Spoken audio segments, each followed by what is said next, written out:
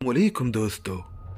अलीज़ा की दुनिया यानी द वर्ल्ड ऑफ अलीज़ा में आपका इस्तकबाल है, आपका वेलकम है।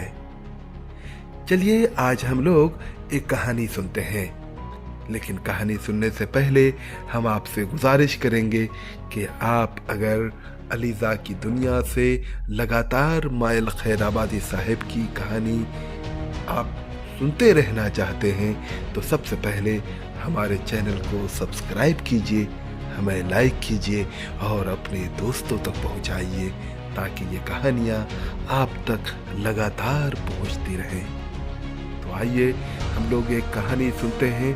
कहानी का उन्वान है कमज़ोर की मदद। चंगेज़ खां का नाम तो तुमने सुना ही होगा। ये एक मशहूर और ज़बरदस्त बादशाह गुजरा है।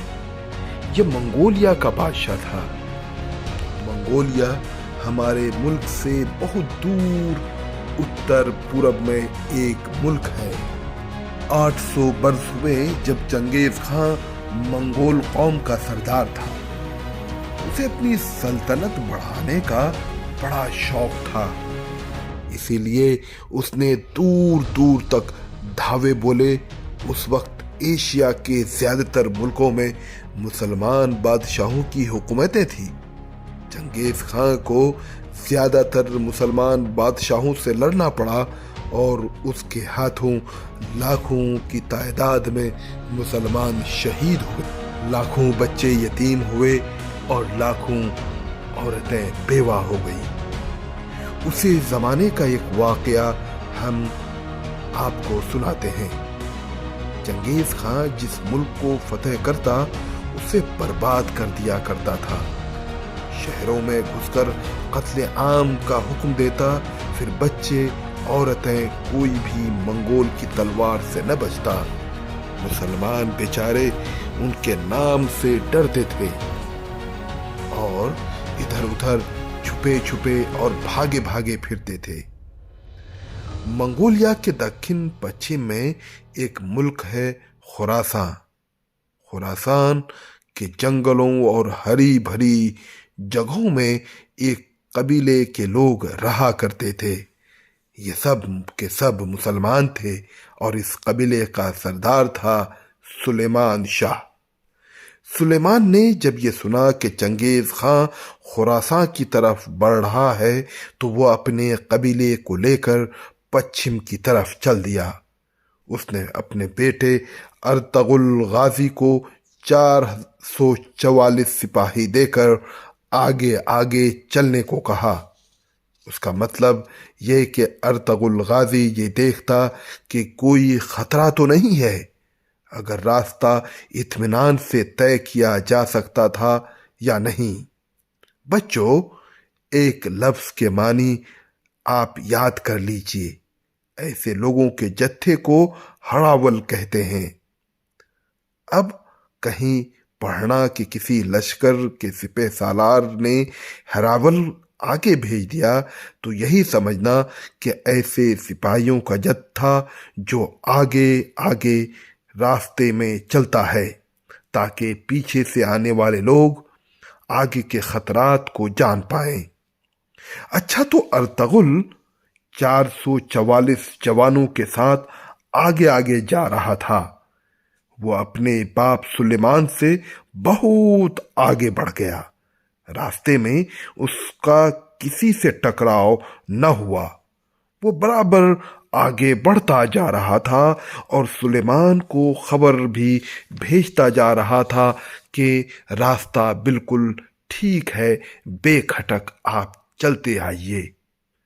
अर्तगुल चलते चलते चलते चलते एक मैदान में जा पहुंचा। उस मैदान में दो फौजें आपस में लड़ रही थीं। अर्तगुल ने अपने जवानों को रोका। दूर से देखने और गौर करने से लगा कि कौन किससे लड़ रहा है। वो यह न समझ सका, लेकिन उसने देखा कि एक फौज वाले कमजोर पड़ रहे हैं और हार कर भागने ही वाले हैं। ये समझकर उसके दिल में ये बात आई कि हमें कमजोरों की मदद करनी चाहिए।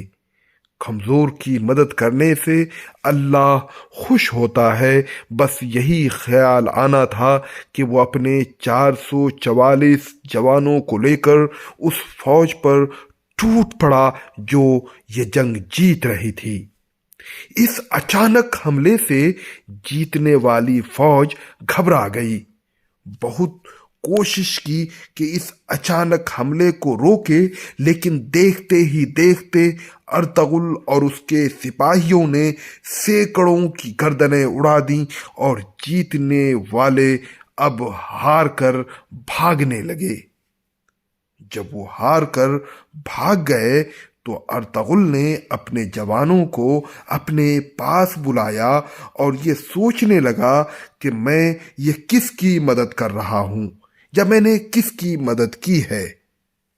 واہ، کیسی مزے کی بات کہ جس کی مدد کی اس کے بارے میں پتہ بھی نہیں۔ ایسے ہی مزیدار بات یہ بھی ہے کہ وہ جو لوگ ہار رہے تھے یہ سوچ رہے تھے کہ یہ کون لوگ ہیں جو اچانک ہماری مدد کو آ گئے۔ دونوں طرف یہ سوچتے دیر نہ لگی کہ ادھر سے ارطغرل بڑھا کہ معلوم کریں کہ اس فوج کا بادشاہ کون ہے، ادھر سے اس فوج کا بادشاہ بڑھا، وہ بھی اپنے محسن یعنی احسان کرنے والے سے ملاقات کرنا چاہتا تھا۔ بیچ میدان میں ارطغرل غازی اور بادشاہ کی ملاقات ہوئی۔ معلوم ہوا کہ یہ بادشاہ علاء الدین قیقباد سلجوقی ہیں اور جس فوج سے لڑ رہا تھا وہ چنگیز خاں کی فوج تھی۔ ارطغرل یہ جان کر بہت خوش ہوا، جس کی مدد کی وہ ظالم نہ تھا بلکہ مظلوم تھا اور مسلمان تھا۔ ارطغرل نے یہ خبر اپنے باپ کو دی جو پیچھے سے اپنے قبیلے کے لوگوں کو لیے آ رہا تھا۔ خبر پا کر وہ جلدی جلدی بڑھا، علاء الدین سے ملا اور علاء الدین ان سب کو اپنی راجدھانی قونیہ میں لے گیا۔ بڑی خاطر سے سب کو اتارا، پھر ارطغرل کو انگورا شہر کا حاکم بنا کر بھیج دیا اور سلیمان شاہ کو اپنی فوج کا سب سے بڑا افسر بنا دیا۔ ایسی ہی اچانک ہونے والی کوئی اچھی بات کو حسن اتفاق کہتے ہیں۔ ہم اسی کو اللہ کی مدد بھی کہتے ہیں کہ جب اللہ کی مدد آتی ہے تو اسی طرح کامیابی ملتی ہے۔ جھوپڑوں کے رہنے والے محلوں میں ملتے ہیں اور بازی دیکھتے دیکھتے جیت لی جاتی ہے۔ تو دوستو، کیسی لگی ہماری کہانی؟ اگر آپ چاہتے ہیں کہ لگاتار ہم مائل خیر آبادی صاحب کی اچھی اچھی کہانیاں آپ تک پہنچاتے رہیں تو آپ ہمارا چینل لائک کیجئے، سبسکرائب کیجئے اور اپنے دوستوں تک شیئر کیجئے۔ بہت بہت شکریہ۔ ملیں گے پھر اگلی کہانی کے ساتھ۔